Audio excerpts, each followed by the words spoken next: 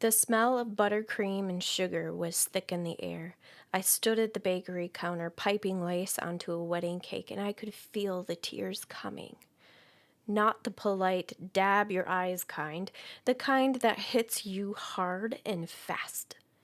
Grief, breaking through the cracks you've tried so hard to seal. I set down the piping bag, wiped my hands, and walked quickly past the mixers, past the stacks of cake boxes, into the single stall bathroom. I closed the door and I cried. 10 minutes later, I washed my face, took a deep breath, and went back to work, only to do it all again an hour later. I wasn't ready, but I didn't know that until I was already there.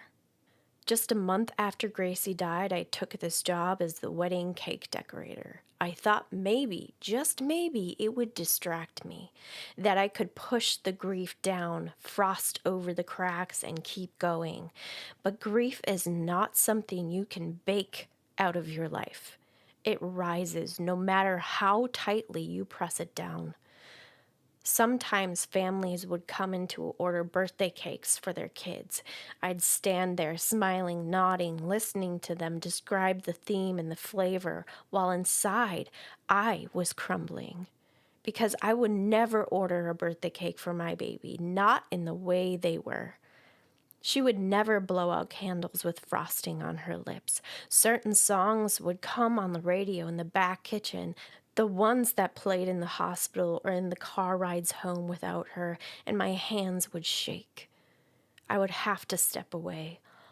All I wanted was to be home, holding her, but my arms were empty, and the kitchen was loud. I don't regret going back to work when I did, because I wouldn't have known if I was ready without trying. But here's the truth. I wasn't. In a way, I was lucky. This was a new job. No coworkers who had seen me pregnant. No customers who knew me as the expectant mom. No one asking, "How's the baby? Are you sleeping?"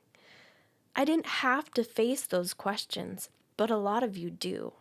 And that's why I'm telling you this story. If you're new here, I'm Becky, and I help Christian moms rebuild their life after child loss through faith, purpose, and honest conversations. I walk you through grief and into a life that honors your baby and reflects God's calling on your life.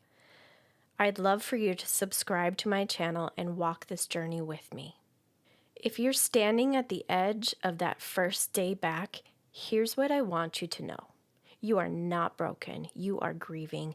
It is okay to cry in the bathroom stall. That doesn't make you weak. You can set boundaries. You can decide how much or how little you share. You can carry your baby with you in small, sacred ways. A necklace, a note, a name whispered in a prayer before you clock in. And if you realize you're not ready, you can step back. You are allowed to protect your peace. Whether you go back to work next week, next year, or never, you are still a mother, you are still showing up, and you are still loved by a God who will not leave you in this. And the peace of God, which transcends all understanding, will guard your hearts and your minds in Christ Jesus.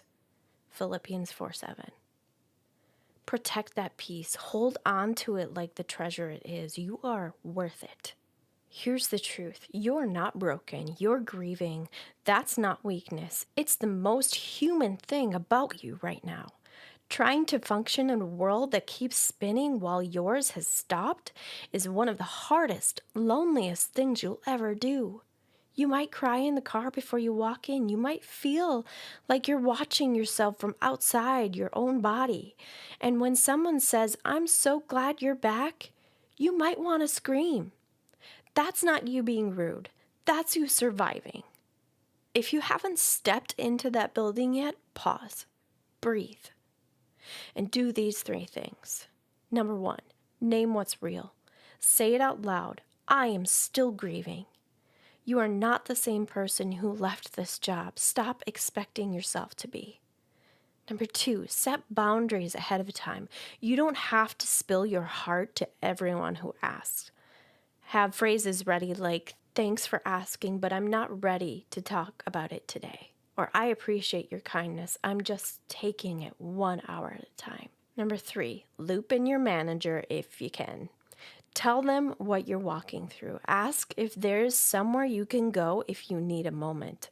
Sometimes just knowing you can step away makes it easier to stay. Maybe even come up with a signal that you and your manager use across the room from each other when you need a moment. Talk it through. Come up with that crazy, weird signal. When your manager nods their head and understands that you need a break, go take it. And when that day comes that you step into that office, remember, it's okay to cry. In the bathroom stall, in your car, at your desk, tears don't mean you're failing. They mean your baby mattered. Take breaks. Step outside. Feel the sun. Breathe air that isn't recycled from the office vent. Pray. Text a safe person. Even 5 minutes can keep you from drowning. Bring something tangible. If you need your baby with you, bring a necklace, a note, a keychain with their name. They are still yours and you can carry them with you. And the first time I laughed at work after Gracie died, I felt sick, like I was betraying her. But here's what I've learned. Joy is not betrayal.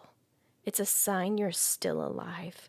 It's a sign she's still a part of you because she taught you to love this deeply in the first place.